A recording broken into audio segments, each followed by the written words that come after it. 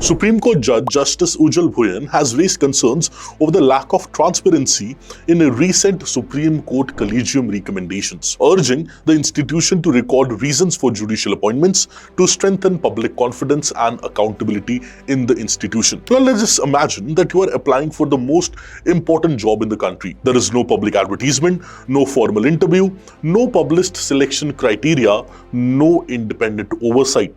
And yet, once selected, you will interpret the constitution, you will decide election disputes, you will protect fundamental rights, you will settle disputes worth billions of rupees, and even strike down laws passed by the parliament. Sounds unbelievable, right?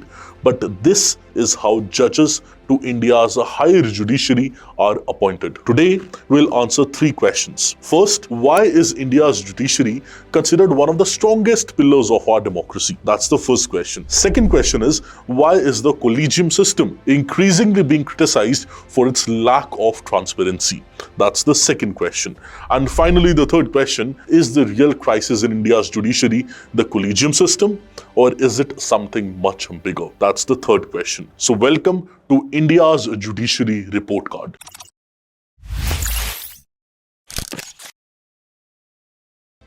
Now, whenever we think about justice, we imagine courts delivering fair and timely decisions. But India's judiciary performs far more than criminal trials. It safeguards our fundamental rights, it resolves disputes between states and the center, it reviews government actions, it protects minorities, it acts as a final interpreter of the constitution. So this power comes from one fundamental principle. That principle is of judicial independence. The constitution intentionally protects judges from any political pressure through fixed tenure, difficult removal procedures, and financial security, which is why you should know that no judge in India's history has been impeached so far or has been removed so far. Now, without an independent judiciary, democracy cannot survive. But independence must also be accompanied by accountability and public trust. Please understand, independence is very important, but if it is not accompanied by accountability, if it is not accompanied by public trust, it loses its value. And that is where today's debate begins. Now, before discussing any appointment, let's examine the health of India's judicial system. The numbers are actually very staggering. India has over 5 crore pending cases across all the courts in the country. And there are around 70,000 cases pending before the Honorable Supreme Court of India alone. While the high courts collectively have millions of pending cases, many stretching over decades. That's the harsh reality. Vacancies worsen this crisis.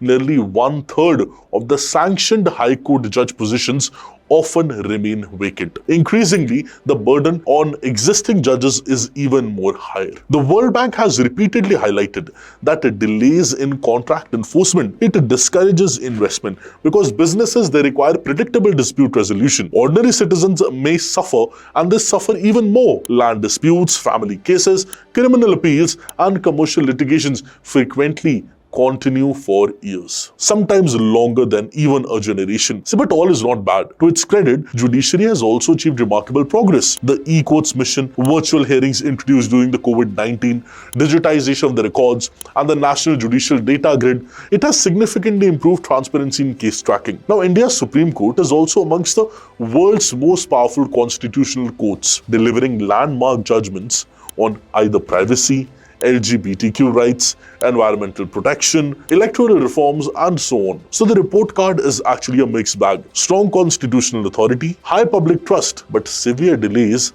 judge shortage, and administrative challenges. That's the report card of India's judiciary. And this brings us to one critical question. Who chooses these judges? Surprisingly, the word collegium doesn't appear anywhere in the constitution. Originally, the constitution envisioned that judges would be appointed by the president after consulting the Chief Justice of India and other constitutional authorities. However, through 3 landmark Supreme Court judgments between 1981 and 1998, popularly known as the first, second, and the third judges' case, the judiciary gradually transferred the decisive power of judicial appointments to itself. Let's understand it case by case basis. Let's talk about the first judges' case in 1981. Supreme Court held that in the appointment of a judge of the Supreme Court or the High Court, the word consultation, which is mentioned in the Article 124(2) and Article 217 of the Constitution, does not mean concurrence. Consultation does not mean concurrence. It gave the executive primacy over the judiciary in judicial appointments, which means that the executive, the president, needs to consult, but it is not equal to concurrence. They might not agree, but they only have to consult. So here the judiciary's appointment primacy is given to the executive. President is having the rule now. But then there is the second judge's case of 1993. The Supreme Court overruled the first judge's case and held that consultation in judicial appointments actually meant concurrence. The Supreme Court ruled that the Chief Justice of India's advice on appointing judges is binding on the president.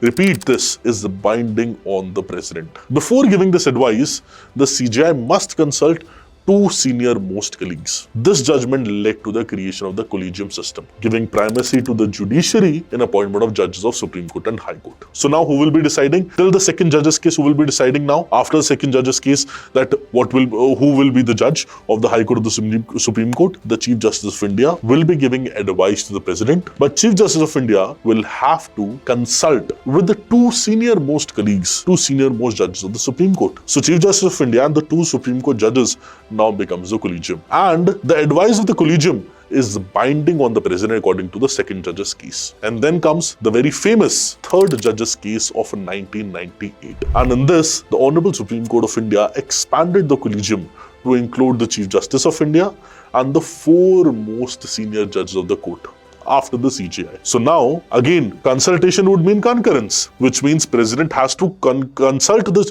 Chief Justice of India, but they have to agree. The decision of the Chief Justice of India is binding on the President according to the third judge's case as well. But Chief Justice of India would be consulting with the four senior most judges of the court after the CJI. And those four judges plus the CJI now becomes the Collegium. And today, appointments to the Supreme Court are recommended by a Collegium system consisting of the Chief Justice of India and the four senior most Supreme Court judges. For High Court, the process involves both the concerned High Court Collegium and the Supreme Court Collegium. In this, the government's role is limited. It may seek reconsideration once, but if the Collegium reiterates its recommendations, convention requires the government to appoint the candidate. Now, supporters argue that this protects judicial independence from any political interference. But on the other hand, critics argue that it creates one of the world's most opaque appointment systems, and that too for judiciary. Now, the biggest criticism is simple. Nobody clearly knows how candidates are selected as judges. There is no public application process, no published scoring criteria, no recorded interviews,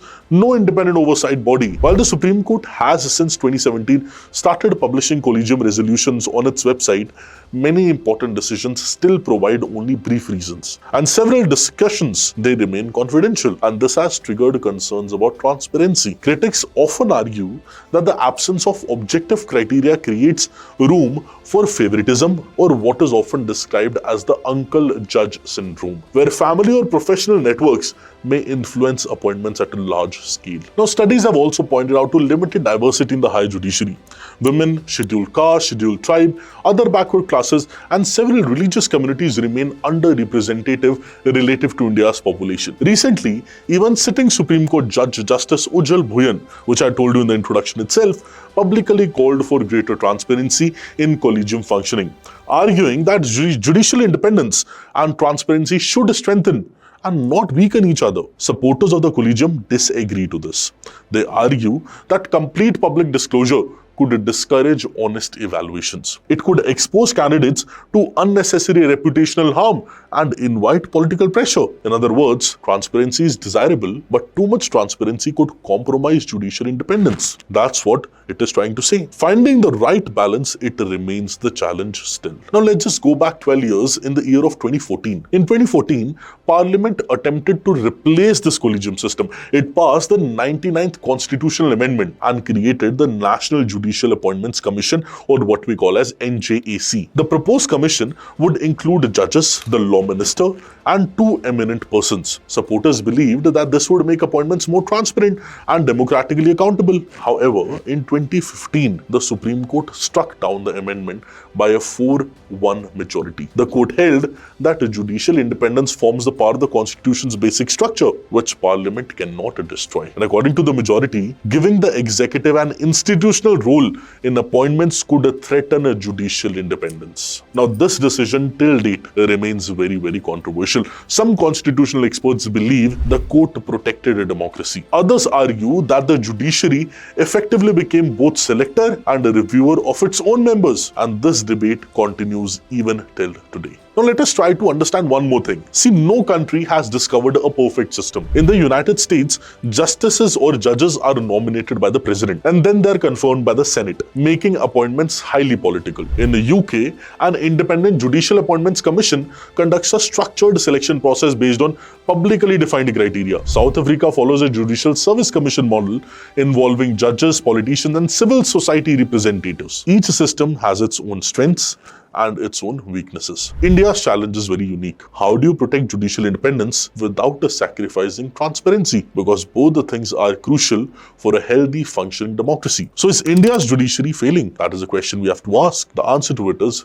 not at all. Despite enormous pressure, it continues to safeguard constitutional democracy, even fundamental rights and the rule of law. But its report card reveals 4 major weaknesses, and we'll discuss all of these weaknesses one by one. The first weakness is a massive case pendency. Second weakness is judicial vacancies. Third is administrative inefficiencies, and the fourth weakness is a limited transparency in judicial appointments. Now, these are the 4 weaknesses, but the solution is not choosing between independence and accountability. India needs both judicial independence and accountability of judiciary as well. But possible reforms include publishing clearer selection criteria that at least they can do, providing more detailed reasons for appointments and rejections of particular judges, and also expanding diversity in appointments of judiciary. It can strengthen judicial trust. It can strengthen public's trust over the judiciary. And not just this, they have to strengthen judicial infrastructure. They have to fill in the vacancies faster and make a greater use of technology